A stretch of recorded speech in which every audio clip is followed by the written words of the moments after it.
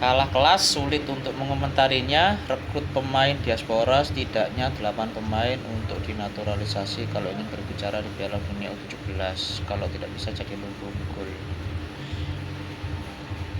Nah, ada satu hal yang Mas yang setuju soal kalah kelas ya. Oke lah kalah kelas karena tidak bisa dihindari, memang ternyata Korea Utara usia 17 ini 2 kali jadi juara Piala Asia U17 guys. Tahun kalau nggak salah tahun 2013 sama 2016 deh. Jadi kalau dibandingkan dengan timnas Indonesia usia 17 ya maaf nih ya, bukan kita nggak menghargai, tapi ya wajar dong kalau Korea lebih berpengalaman ya, lebih pengalaman dan bisa dibilang punya ngerti lah dalamannya piala, bagaimana bisa tampil. Oh ternyata 2 kali, tahun 2010 sama 2014. Jadi kalau banyak yang bilang pemain Korea Utara itu seperti pemain yang sudah di atas 17 tahun, ya itu gak heran karena kalau kalian ya ini sekedar info aja kan, Korea Utara kan kalian tahu sendiri lah ya seperti apa, gak semua orang bisa ambil informasi, memberi informasi dan mendapat informasi dari dalam negeri mereka. Negara ini kan sangat tertutup, itu baru pemerintahnya guys, belum lagi atlet-atlet yang berasal dari sana. Jadi ya kalau kita beranggapan misalnya nih ya, kemarin kita bisa menang lawan Korea Selatan, kenapa kemarin kita kalah lawan Korea Utara sebanyak itu? Ya karena didikan militer pak. Korea Utara itu tiap hari mereka seperti dihadapkan dengan pilihan antara hidup atau ya gitulah. Ini bukan berarti kita menertawakan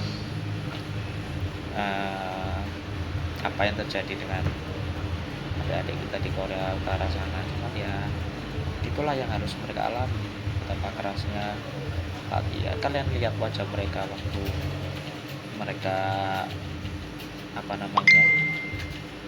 bertanding itu, serius terus wajahnya, gak kelihatan capek, gak kelihatan sedih, ya wajahnya serius terus. Mungkin mereka baru kelihatan sedih kalau mereka kalah atau mungkin gagal melanjutkan ke babak berikutnya, karena mereka pasti tahu kalau mereka gagal awal-awal otomatis mereka akan pulang dan sampai negaranya mereka akan ya kita nggak tahu dikasih kebijakan tertentu. Dan sementara untuk teman-teman yang beranggapan kita kayaknya harus lebih banyak cari pemain diaspora untuk usia 17, ya kayaknya nggak mungkin sih, karena usia 17 ini bagi beberapa negara itu masih dianggap di bawah umur untuk menentukan kapan dia akan memilih untuk menjadi warga negara mana, kecuali diberlaku untuk pemain yang memang memiliki 2 paspor ya kan, 2 paspor, alias masih ada negara-negara tertentu seperti akan Bangkot itu dia sudah memilih menjadi Indonesia ketika dia berusia 18 tahun kalau nggak salah ya. Kalau 17 tahun ini rasanya masih terlalu dini, dan lagi juga diaspora mana yang mau kita ambil. Yang paling dekat adalah Australia, dan Australia ini pun seperti yang kita tahu Matthew Baker ini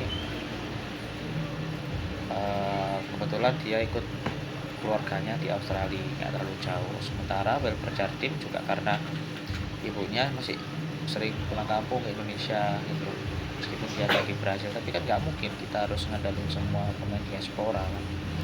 Dan juga untuk usia segitu kalau kita maksa ngambil diaspora dari misalnya pemain dari Belanda kan banyak kan, terus dari negara-negara lain entah itu Belgia atau Jerman, nanti perjalanannya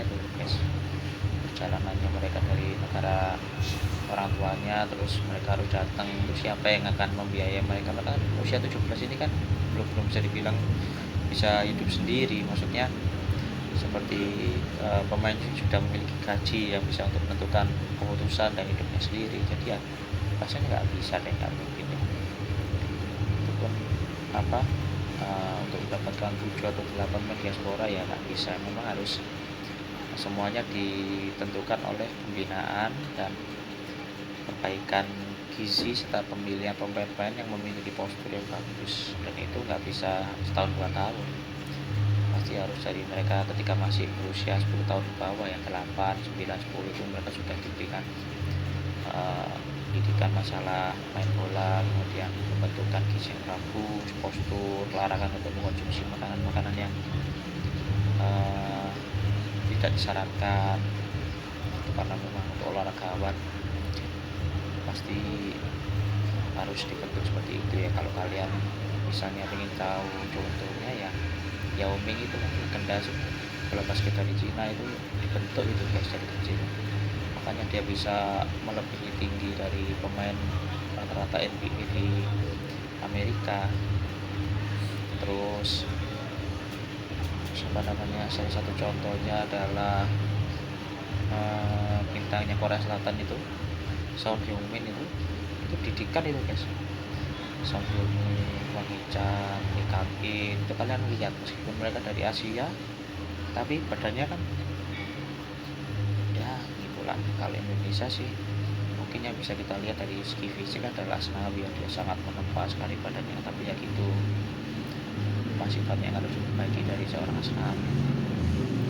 Nah, harapan kita adalah dengan kekalahan melawan Korea kemarin kita jadi tahu di mana letak kekurangan yang harus dipenuhi oleh pemain dan juga pemain strategi permainan dari Coach Nova. Oke lah, nggak apa-apa kita kalah, bukan berarti kita fine ya, tapi memang kita harus mengakui kalau kita memang kalah. Dan untuk solusi yang diberikan dengan memperbanyak jumlah pemain diaspora ya nggak ada gitu juga banyaknya. Kalau semuanya kita mengandalkan diaspora, gimana kalau liganya kita tutup aja ya? Liga kita tutup, kita numpang ke liganya luar negeri, nanti kalau mereka sudah mulai bagus kita suruh main di Indonesia, gimana gitu ya kan gitu guys. Udah itu aja, semoga teman-teman ngerti.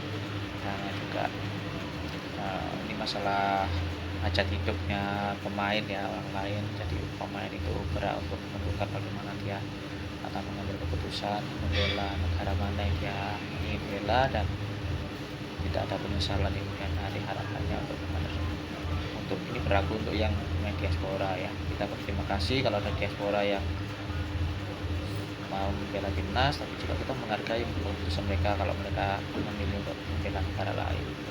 Tapi kita harus menggunakan, memanfaatkan dan memaksimalkan pemain-pemain yang sudah kita punya, apalagi yang diambil dari didikan dari liga lokal kan. Sekarang kita sudah ada IPA itu, League Pro Academy, itu juga sudah bagus, tinggal kita naikkan aja standarnya. Mungkin juga untuk segi postur kita juga harus perhatikan, memilih pemain-pemain yang berpotensi bisa mengimbangi lah dari segi postur, tekad, kemauan, dan kualitas sepak bola Indonesia untuk masa depan. Oke, itu aja dari Mas Tian.